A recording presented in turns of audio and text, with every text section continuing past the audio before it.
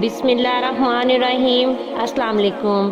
آج میں آپ کو اسلام کے سٹارٹ کا ایک واقعہ سناتی ہوں۔ اصل جنگ کیا ہے؟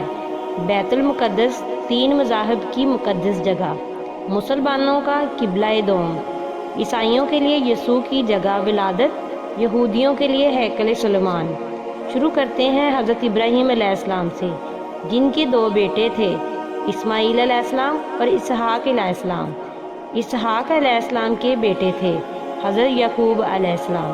یہیں سے کہانی شروع ہوتی ہے اسرائیل کی۔ اسرائیل یعنی اللہ کا بندہ، اور یہ لقب حضرت یعقوب علیہ السلام کو دیا گیا۔ حضرت یوسف علیہ السلام نے جب کفیل مصر بنے تو آپ کو حکم ہوا کہ اپنے تمام خاندان یعنی آل یعقوب کو مصر بلایا جائے، اور مصر کی سرزمین کا ایک مخصوص حصہ ان کے لیے مختص کیا گیا، اور اللہ تعالیٰ کی طرف سے کہا گیا کہ اے آل یعقوب، اس سرزمین میں تمہارے لیے برکتیں ہیں۔ حضرت یوسف علیہ السلام 12 بھائی تھے، اسی لیے اللہ تعالیٰ نے ان کے لیے 12 چشمے جاری کیے، اور یوں اس سرزمین کا نام حضرت یعقوب کے لقب سے اسرائیل پڑ گیا، جسے آج یروشلم بھی کہا جاتا ہے۔ آپ کی نسل سے کم و بیش 70,000 انبیاء کرام آئے۔ حضرت یوسف کے بھائی یہودا کی نسل آگے بڑھی تو اس میں سے آنے والے تمام بنی اسرائیلی یہودی کہلائے۔ وقت گزرتا گیا اور حضرت موسیٰ علیہ السلام کا دور آیا۔ جب فرعون نے مصر کی آپ پر تنگ کی تو بنو اسرائیل کے ساتھ آپ کو مصر سے نکلنا پڑا۔ اس دوران بنی اسرائیل پر اللہ تعالیٰ کی بہت سے کرم نوازیاں بھی ہوئیں، جس میں من و سلوہ، چشموں کی بہتات، مچھلیوں کے شکار کا ذکر قرآن پاک سے بھی ملتا ہے، اور وہیں ہمیں ایک گائے کا ذکر بھی ملتا ہے جس کے لوتھڑے سے مردے نے اللہ کے حکم سے زندہ ہو کر اپنے قاتل کا بتایا۔ اس گائے کی نشانیاں اللہ تعالیٰ نے قرآن پاک میں بیان فرمائی، جو کہ ایک سرخ مائل رنگت کی گائے تھی، اور ایسی گائے آج بھی یہودیوں کے نزدیک مقدس مانی جاتی ہے۔ حضرت موسیٰ علیہ السلام کے بعد دیگر نبی آئے۔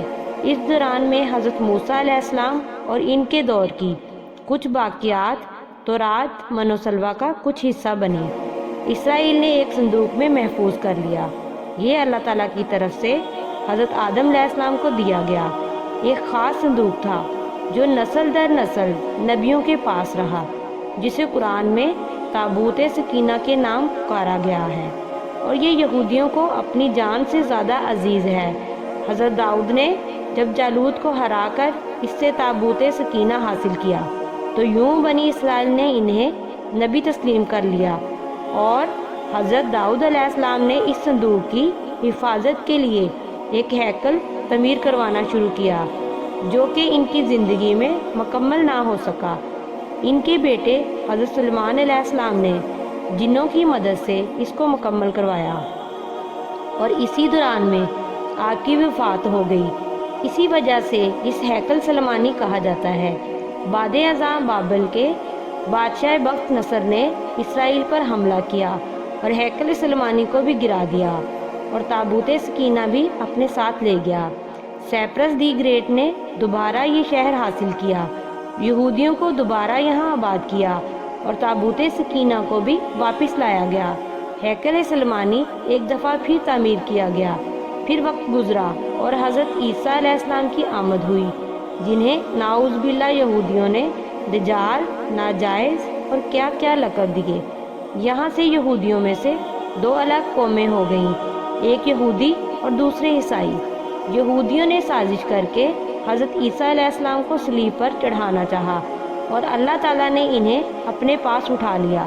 اس کے بعد یہودیوں اور عیسائیوں میں کئی چھوٹی موٹی جنگیں ہوئیں۔ پھر عیسائی رومی بادشاہ ٹائٹس نے اس شدت سے یروشلم پر حملہ کیا، اس پورے علاقے کی اینٹ سے اینٹ بجا دی، ہیکل سلیمانی کو گرا دیا، جس کی صرف ایک دیوار اس وقت اپنی اصلی حالت میں موجود ہے، جسے دیوار گریہ کہا جاتا ہے، جہاں یہودی جا کر تورات کی تلاوت کرتے ہیں اور گریہ ازارا کرتے ہیں۔ تابوت سکینہ بھی نہ جانے کہاں غائب ہو گیا۔ ٹائٹس کے حملے کے بعد یہودی آخری نبی کے انتظار میں تھے، کیونکہ اللہ پاک کا ان سے وعدہ تھا کہ انہیں پھر عروج بخشا جائے گا۔ اس وعدے کا ذکر سورہ بقرہ میں بھی موجود ہے۔ اے بنی اسرائیل، ان نعمتوں کو یاد کرو جو تم پر کی گئی اور اپنا وعدہ پورا کرو۔ ایمان لاؤ تاکہ ہم بھی اپنا وعدہ پورا کریں۔ قیامت کی نشانیوں میں سے ایک نشانی یہ بھی ہے کہ ہیکل سلیمانی کی 3 دفعہ تعمیر ہوگی، جو کہ 2 دفعہ ہو چکی ہے۔ یہودی اپنا مسیحا اور آخری نبی کے انتظار میں تھے کہ ٹائٹس کے حملے کے 500 سال بعد نبی آخر الزمان کی ولادت ہوئی۔ یہاں یہودیوں کو یہ جھٹکا لگا کہ سارے نبی حضرت اسحاق کی نسل سے ہیں، تو آخری نبی حضرت اسماعیل کی نسل سے کیوں کر آگے، اور انہوں نے ایمان لانے سے انکار کر دیا۔ مسلمانوں کے لیے بھی وہ انبیاء کی ہی نشانی تھی، اس لیے ہیکل سلیمانی کو بیت المقدس کا نام دیا گیا۔ اسلام کے آغاز میں یہودیوں کو قائل کروانے کی خاطر ہی بیت المقدس کی جانب منہ کر کے نماز ادا کرنے کا حکم ہوا، کیونکہ یہودی اس طرف منہ کر کے عبادت کیا کرتے تھے۔ 17 ماہ بعد ہماری عبادت کا رخ بیت المقدس سے بیت اللہ کی جانب موڑ دیا گیا، کیونکہ مسلمانوں کا شروع سے ہی قبلہ اول وہی رہا، جسے پہلے حضرت آدم اور پھر حضرت ابراہیم نے تعمیر کیا۔ حضرت عمر رضی اللہ تعالیٰ عنہ کے دور حکومت میں اسرائیل یعنی یروشلم پر عیسائیوں کا قبضہ تھا۔ بیت المقدس کے ہی احاطے میں انہوں نے گرجا گھر تعمیر کیا ہوا تھا، اور عین تابوت سکینہ والی جگہ وہ گند پھینکا کرتے تھے۔ یہودیوں کی نفرت میں یروشلم کی فتح کے وقت جب حضرت عمر وہاں گئے تو عیسائیوں پر برہم ہوئے، وہاں صفائی کروا کر مسجد تعمیر کروائی، اور قرآن میں موجود معراج والے واقعہ کی نسبت سے اس مسجد کو اقصی کا نام دیا۔ یہودیوں کی دیوار گریا میں اسی احاطے میں موجود تھی۔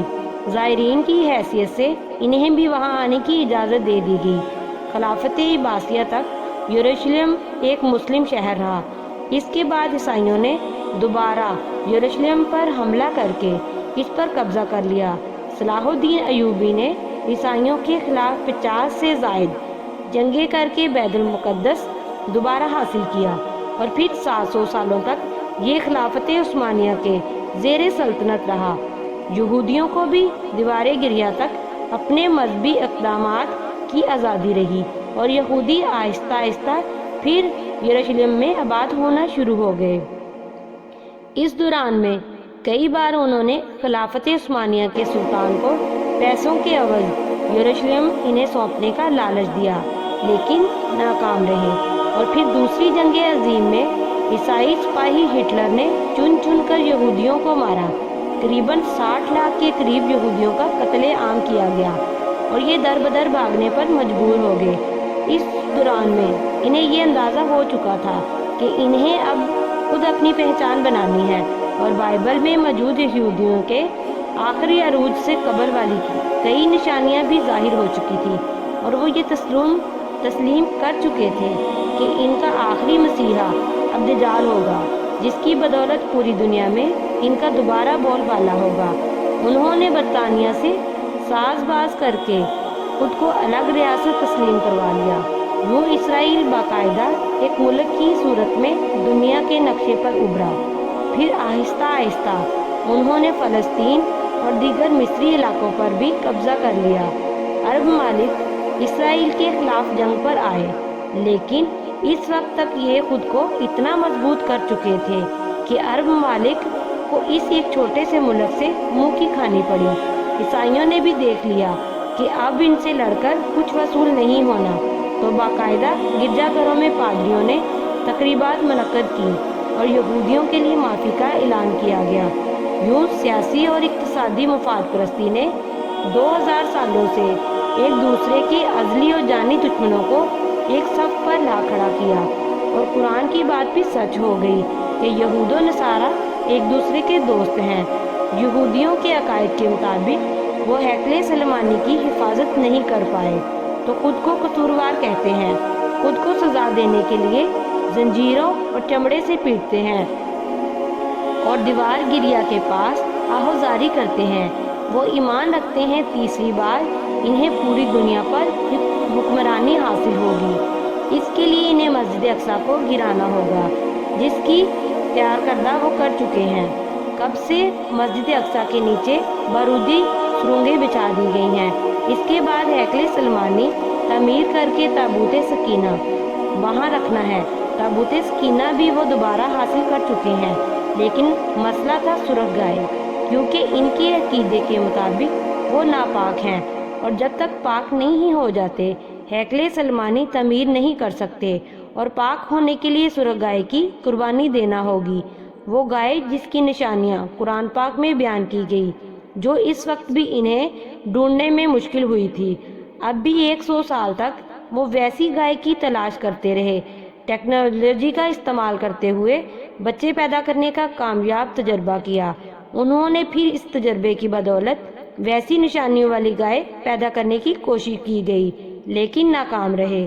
2019 میں ایک امریکی ریاست سے 5 عدد ویسی گائیں انہیں مل گئیں، جن کے جسم پر سرخ رنگ کے علاوہ اور کوئی بال نہیں تھا۔ انہیں کبھی کام کے لیے استعمال نہیں کیا گیا تھا۔ اگلی نشانی کہ ان پر کسی بیماری کا اثر نہیں ہونا چاہیے۔ پوری دنیا میں کووڈ پھیلا کر مختلف جانوروں کے ساتھ انہیں بھی ٹیسٹ کیا گیا اور اس پر اس بیماری کا کوئی اثر نہ ہوا۔ Red heifer found mystery of red heifer, یہ گوگل میں سرچ کر کے آپ اس کے متعلق تفصیل سے پڑھ سکتے ہیں۔ الغرض، قرب قیامت اور دجال کے ظہور والی تمام تر تیاریاں وہ مکمل کر چکے ہیں۔ اپنی مرضی کے ڈاکٹر، انجینئر، بچے پیدا کرنا، 9D ٹیکنالوجی کی مدد سے ایک جگہ ہوتے ہوئے کئی جگہ موجود رہنا، اپنی مرضی کے موسم بنانا، جب چاہو بارش برسا دینا، چند دن میں پوری دنیا گھوم لینا، یہ سب دجالی نشانیاں ہیں جو آج کے دور میں کوئی مشکل کام نہیں۔ ہمارے اسلام میں بتائی گئی قیامت کی نشانیوں کی انہوں نے اتنے اچھے سے تیاری کر لی ہے کہ غرقد کے درخت لگا دیے جو انہیں پناہ دیں گے۔ باب لد، جس کی جگہ احادیث کے مطابق دجال کا حضرت عیسیٰ علیہ السلام کے ہاتھوں قتل ہونے کا ذکر موجود ہے، اس جگہ وہ دجال کے افرار کے لیے ایئرپورٹ بنا چکے ہیں۔ یہ سب تو قربت قیامت کی نشانیاں ہیں، اور ہیکل سلیمانی نے بھی بن کر رہنا ہے۔ پھر اصل جنگ کیا ہے؟ اصل جنگ عقائد کی ہے۔ ہم اپنے عقائد میں اس قدر کمزور ہو چکے ہیں کہ نماز پڑھیں یا نہ پڑھیں ہمیں فرق نہیں پڑتا، اپنے بہن بھائیوں کا حق کھا کر خوشی محسوس کرتے ہیں، فرقوں کے خرافات میں الجھے ہوئے ہیں۔ فلسطینیوں کے لیے سوائے دعا اور احتجاج کے ہم کیا کر سکتے ہیں؟ کیا ہم اپنے عقائد کے اتنے مضبوط ہیں کہ ڈالر کے بہکاوے میں نہ آئیں؟ کیا ہم یہودیوں کے مقابلے میں نکلنے والے خرسان مجاہدین کی لسٹ میں آتے ہیں یا نہیں؟ بس سوشل میڈیا کی تماشائی ہیں۔ جزاک اللہ۔